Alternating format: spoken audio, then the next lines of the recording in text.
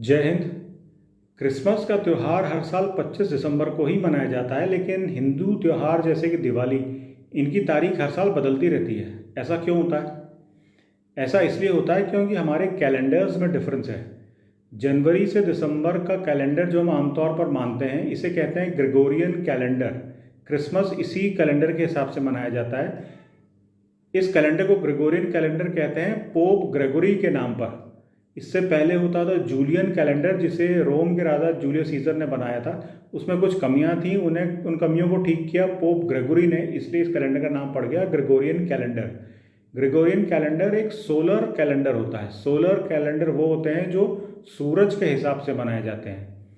इस solar calendar में 365 दिन होते हैं, क्योंकि पृथ्वी अर्थ 365 दिन लेती है सूरज का एक चक्कर लगाने में। One revolution of the earth around the sun takes 365 days, इसलिए ग्रेगोरियन कैलेंडर में होते हैं 365 डेज।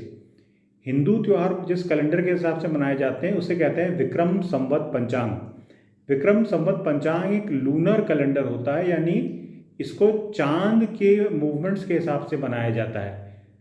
लूनर कैलेंडर में साल नहीं, पहले महीना गिना जाता है और उस महीने को मल्टीप्लाइड बाय 12 कर देते हैं तो बन जाता है एक साल। अब एक महीने का कैलकुलेशन कैसे होता है? जितना समय चांद लेता है पृथ्वी का एक चक्कर लगाने में, उतने समय को कहते हैं एक लूनर मंथ। ये कितना होता है? ये होता है 29.5 डेज।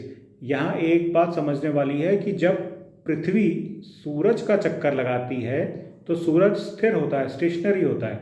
लेकिन जब चांद पृथ्वी का चक्कर लगाता है तो पृथ्वी भी खिसक रही होती है, क्योंकि पृथ्वी भी सूरज के चारों तरफ घूम रही है।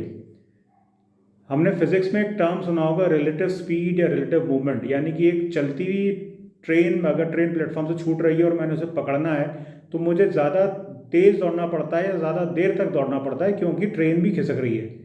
यही लॉजिक यहाँ भी लगता है, क्योंकि पृथ्वी भी अपनी जगह से खिसक रही है, इसलिए चांद को पृथ्वी का चक्कर लगाने में थोड़ा ज़्यादा समय लगता है। अगर हम मान लें कि पृथ्वी स्टेशनरी होती, नहीं आगे नहीं बढ़ रही होती, तो चांद को पृथ्वी का चक्कर लगाने में लगते 27 डेज, 27 दिन।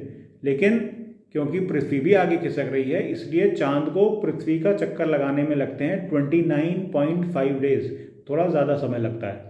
तो 29.5 डेज का एक लूनर मंथ होता है। इसे मल्टीप्लाइड बाय 12 करेंगे तो आएगा 354, यानी 354। तो लूनर ईयर में होते हैं 354 दिन, 354 डेज, और सोलर ईयर में थे 365 डेज। तो जो डिफरेंस आया है 11 दिन का, इस 11 दिन के डिफरेंस की वजह से हमें लगता है कि दिवाली की डेट हर साल बदल रही है। दिवाली की डेट विक्रम संवत पंचांग के हिसाब से हमेशा वही रहती है, लेकिन जब हम दिवाली को ग्रेगोरियन सोलर कैलेंडर में देखते हैं तो हमें लगता है कि डेट बदल रही है, क्योंकि इनमें 11 दिन का फर्क है। क्योंकि विक्रम संवत पंचांग 11 दिन पहले खत्म हो जाता है, इसलिए दिवाली की डेट 11 दिन प्रीपोन होती जाती है एज पर ग्रेगोरियन कैलेंडर। तो इसका क्या ये अर्थ हुआ कि दिवाली जिसे हम अक्टूबर नवंबर मनाते हैं, ये हर साल 11 दिन प्रीपोन होती जाएगी और एक दिन ऐसा समय आएगा जब हम दिवाली मना रहे होंगे अप्रैल के महीने में? नहीं, ऐसा नहीं होगा। ऐसा क्यों नहीं होगा? ऐसा इसलिए नहीं होगा क्योंकि विक्रम संवत को सोलर कैलेंडर से अलाइन करने के लिए एक काम किया जाता है, इसे कहते हैं अधिक मास। अधिक मास का मतलब है एक्स्ट्रा मंथ। क्योंकि एक साल में विक्रम संवत और ग्रेगोरियन कैलेंडर में 11 दिन का फर्क आ रहा है, तो करीब करीब 3 साल में, टू बी प्रिसाइज 2.68 ईयर्स में, ये एक महीने का गैप हो जाएगा। तो विक्रम संवत पंचांग में हर करीब 3 साल के बाद विक्रम संवत पंचांग में एक एक्स्ट्रा मंथ जोड़ दिया जाता है, so that this lunar calendar gets aligned with the solar Gregorian calendar। तो पहले दिवाली प्रीपोन होती है, फिर उसके बाद पोस्टपोन हो जाती है, फिर प्रीपोन होती है, फिर पोस्टपोन हो जाती है। अब यहाँ एक इंटरेस्टिंग बात और समझने वाली है कि जैसे हिंदू त्यौहार मनाए जाते हैं विक्रम संवत पंचांग के हिसाब से, वैसे ही इस्लाम धर्म के त्यौहार मनाए जाते हैं एक अलग कैलेंडर के हिसाब से, जिसे कहते हैं हिजरी कैलेंडर। ये हिजरी कैलेंडर का नाम कैसे पड़ा?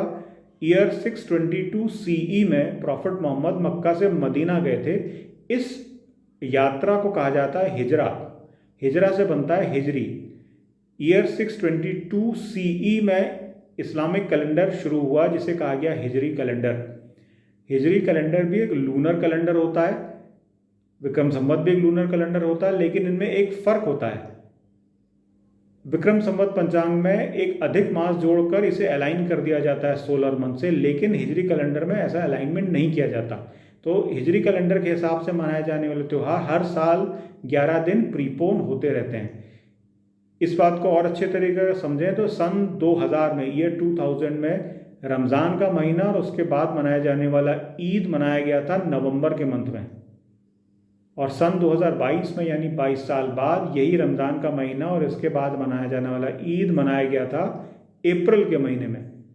तो 22 साल में रमज़ान और ईद प्रीपोन होते होते नवंबर से अप्रैल में आ गए, क्योंकि हिजरी कैलेंडर को ग्रेगोरियन कैलेंडर सोलर कैलेंडर के साथ अलाइन नहीं किया जाता। अपनी बात में समाप्त करूंगा ये बताकर कि विक्रम संवत पंचांग सबसे पुराना पंचांग है। 58 BCE में बना था, उसके बाद आया ग्रेगोरियन कैलेंडर, उसके बाद आया हिजरी कैलेंडर 622 CE में। ये तो टाइम की क्रोनोलॉजी हुई, और साइंटिफिकली भी देखा जाए तो Vikram Samvat panchang is much more scientific than a solar Gregorian calendar, and it is much more geographically aligned calendar. इस बारे में हम बात करेंगे अगले वीडियो में। जय हिंद।